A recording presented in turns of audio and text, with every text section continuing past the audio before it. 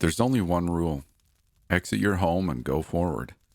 It seems so simple just saying it, you'd hardly think it was a test at all. I never really gave it much thought until one fateful eavesdropping.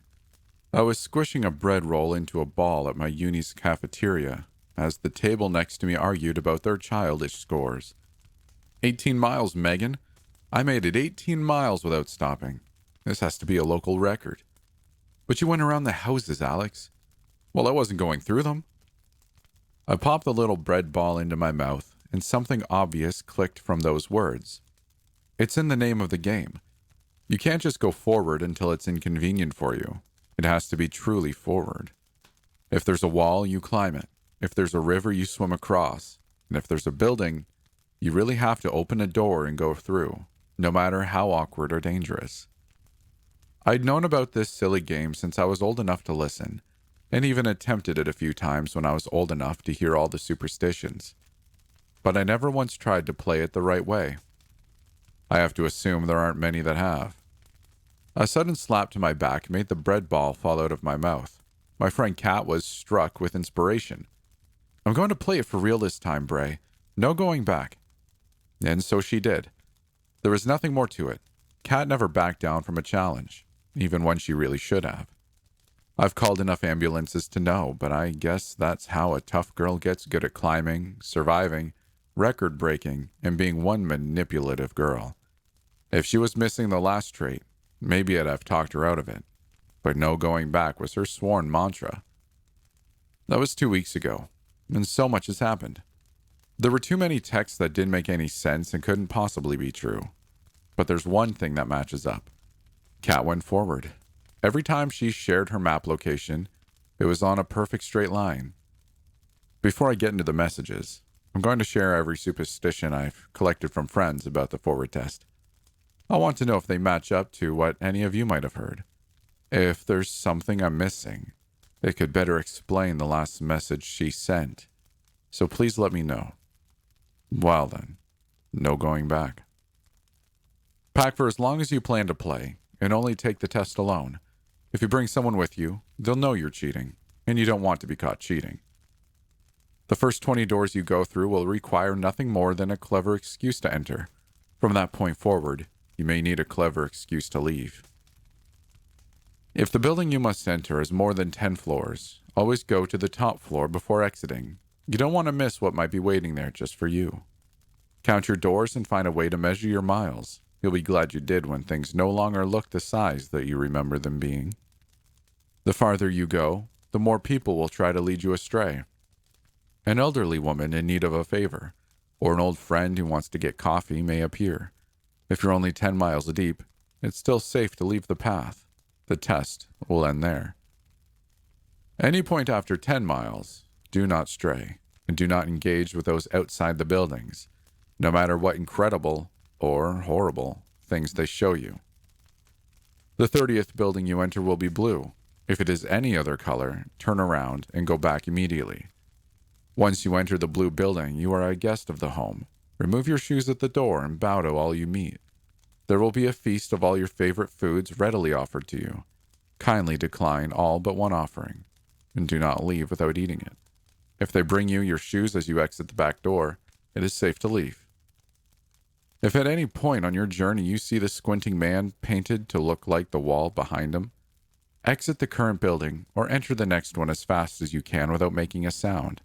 If he hears you, he will open his eyes, and there is truly no advice for what happens next. If you must set up camp along your path, do not stay in any spot for more than 6 hours. After 50 doors, this will be reduced to 40 minutes. You know it's time to move on when a certain sound starts. It doesn't need a description. You'll know it when you hear it. In one of the buildings, you will open a door to a white hallway that appears impossibly long. Do not enter it. Close the door and open it again, and the hallway will be shorter. Continue doing this until the hallway is no more than 10 feet long. Be sure to do this quickly before the hallway resets. If you open the door to the long hallway and see something running towards you at an alarming speed, close the door and do not open it again. You have exactly one chance to close it. The thing that runs will never stop chasing if you open the door even one more time. Go back the way you came. Do not attempt the test again. At either 300 miles or 100 doors, you'll find a broken table holding a rusty old pin. If you choose to accept the pin, you must never take it off for more than 1 hour. If this is maintained, you will see good fortune. The journey is now over. Return to your home. Do not continue going forward. Nobody ever has. They will not allow it. These were all the superstitions surrounding the tests that I could remember. After Kat's test started, her early text messages all seemed to confirm that those were nothing more than lame stories from bored teens. And then she shared her adventures of trying to sweet-talk her way inside people's houses. Stuff like she needed to make a phone call, she was there for an inspection, or sometimes she would just make a mad dash for their back door or parkour right over their roof. She even had the cops called on her twice, but she managed to escape both times. In the beginning, I was actually excited for new messages. It sounded like she was having a blast and living life exactly as I could always expect from her, wild and carefree. That sweet summer child just didn't know the meaning of fear. That was until she started finding real reasons to feel it. It was about a week after she set out that I started getting multi-paragraph texts. She had made it 100 miles, or at least she thought she had. According to her, nothing here looks like it's supposed to look, so it's hard to tell. She never explained what she meant by that, but instead started telling me about all the horrible things she hears at night. And that night stays too long now, and how she wishes she ate less than they gave her, and that the buildings weren't fun anymore. The messages became less and less coherent the more forward she went. Some of what she said sounded like the tales we told each other growing up, but far more of it was unfamiliar, and so much more disturbing than she could have come up with on her own. I really don't know what to do. The location updates have stopped, but I'm still getting messages. Even so, this just isn't like her. I know they're only supposed to be stories, and it's just a silly game, but I can't help but worry. And that last superstition I shared has me the most worried of all. You see, of all the strange and impossible messages I got from Kat these past couple days, the most alarming one said, "I broke the record. No going back." Before my wife passed, we had decided we'd have a big family, one we could love and cherish and always be there for. At the time, we hadn't realized the gravity of our decision and how much it would change our lives. But to this day, I have no regrets. We couldn't conceive naturally, so we had adopted. The thing about having children, whether of biological relation or not, is that you have no idea who you'll get. Sure, with blood, you can determine what percentage of your genetics will be passed down and can likely assume race, eye color, hair color, etc. about the child based on you or your partner. But that's child's personality, and everything about them is unique to them. Yet my wife had looked at her kids and just knew. She knew all of her daughters, knew her son, and had insisted on adopting every single one of them. She knew exactly who she was taking home, and she cherished them so deeply. This is why it hadn't been surprising to hear that her spirit had remained to watch over us, or at least that was what we had originally thought. For introduction, I would like to tell you about my children. My wife and I had 5 beautiful kids. The eldest was Anita, who was 17 at the time. Following her were the twins, Delaney and Daria, at 15. Our youngest was 9, and her name was Lydia. And at 12, my only son was Kasuke. Because half of my children were born of different cultures, speaking different languages than I had made sure I was able to speak with them in both their native tongue as well as in English. My wife and I had learned Mandarin Chinese for Anita and Japanese for Kasuke. Though they rarely spoke their languages at the time, I had kept up with grammar and practice just in case. Which is why at first it had shocked me when Kasuke came up to me and said, "Yurei Garu," there is a ghost. At the time, we had recently moved. My wife had been killed in the city, accidentally shot in a drive-by while walking to the parking garage after work. I hadn't wanted our children to remain there, to remain in the home that she had stayed in, and to live in the very city she had been murdered in. So I took us to my hometown in the middle of the rural Midwest. Real estate is far cheaper here, and my job is quite versatile. so it had been relatively easy to make happen. Only a week into living in the new house, and Kasuke informed me of the ghost. I had looked at him and asked, "Doko ka?" "Where?" "Soko," he had said, pointing upstairs. "Over there?" "Dare?" I had asked. "Who?" And Kasuke had said, "Haha, Mom." It hadn't been abnormal for Kasuke to get lost in the grief. My children all mourned in their own ways, of course. But my son had often taken to talking about my wife as if she were still with us, right next to us. Whether at the dinner table or in the car or out and about, he had acted as if his mother was alive. I had entertained him at the time. Well, I had switched over to English. "I'm sure she just wants to say hi to you." Kasuke had stuck to Japanese. "Nihongo o hanasanai." That had sent a chill of fear down my spine, for some reason. Hearing my 12-year-old monotonously say, "She can't speak Japanese," made me nervous. Because if my son were talking to her ghost, why hadn't she been able to understand the language she had taken years to learn just for him? It was then that I had realized what my son was getting at. So I had told him, "Haha, Janai, that's not Mom." Kasuke had nodded. Now, I believe in ghosts. As a child, I had experienced my fair share of oddities, and during my college years, I had been a self-proclaimed amateur investigator of the paranormal. While I had never seen anything, even to this very day, I had witnessed lights turning on or off, heard footsteps and voices, and had once gotten touched despite nobody being behind me. Who was I to say that my son wasn't seeing his mother? Or rather, someone who looked like his mother. Months had passed.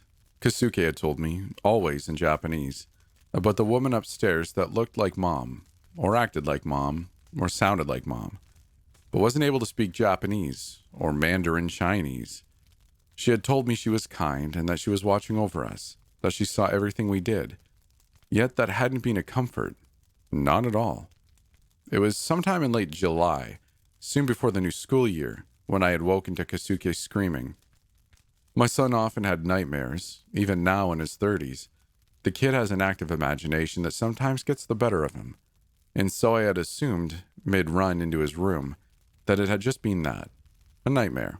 That was all. My nightmare wouldn't tug on a child's leg, though. Leg, blanket, and even the mattress, all jerking downwards at once, as if something had a hold on his ankle and was trying to drag him away. Kasuke had grabbed at the sheets and I grabbed him, yanking him up and into my arms without thought. There'd be no resistance when I had done so. I remember thinking, while crossing his room and walking out into the hall, that whatever had been pulling him would trip us on our way. But nothing had. I carried Kasuke, a sobbing, shaking mess, into my room, telling his sisters to go back to bed and that everything's fine, go to bed. But I don't think either of us got any more sleep that night. It had happened again about a week later, and again I don't recall to what frequency, but just that. For months, we had both lost so much sleep to the fear of it happening. I had switched his room with mine, had him sleeping downstairs rather than up, had moved him and Anita into the same room, and still it happened. Only when he was alone, though. "What does she want?" I asked him one day, while we were out at the grocery store. He had made some sort of vague gesture and said something along the lines of, "Not sure." "Have you told her to stop?" I asked. Kasuke assured me. "I told them to, but they won't." "They?" Implying more than one. When I had inquired about that, Kasuke told me that there were multiple not moms. They would stand around his bed, one or multiple pulling, several watching. When I had finally asked, "How many are there?" Kasuke had gotten quiet. He hadn't looked at me in the eye, was silent the whole drive back. Only when we had pulled into the driveway did he say, "At first there was just one. Now there's 9. He had been staring at the house, not moving, not unbuckling his belt. So I asked, safely in Japanese, "Keiga shite tet. Have you been hurt?" No. It didn't matter. The look in his eyes told me we had to leave. Those not moms must have known, though, because as soon as I had begun looking for new, affordable places, things got so much worse, so much faster. Anita had seen him get tugged in their shared room, both during the day and at night. His sisters had told me about when they were home alone, he would jerk backwards or stumble as if something had grabbed his shoulder or had tripped him. And I had witnessed things being thrown his way. Clothes, toys, books, dishware. I had even caught a heavy can of paint before it could crack open his head. It had been up on a shelf, completely void of the ledge. Things would always fall. Items of his would go missing, and every damn night they would grab for him. The one time the Not Moms had been successful was the last time we had been in the house. Kasuke had taken to sleeping in my room. We had gone to extreme measures, chaining him to the headboard, loosely, not enough to cut circulation or keep his wrist above his head, but merely to keep him from being dragged too far. Tying the blankets down at the end, and it had seemed to work. The blankets would pull, his feet would jerk, but he would go nowhere. I underestimated the Not Moms. They learned how to unlock the strap around his wrist. I had woken up to his shrieking. An invisible force yanked him sideways, foregoing his legs and pulling him headfirst to the floor. It was the farthest these things had gone him, and they didn't relent.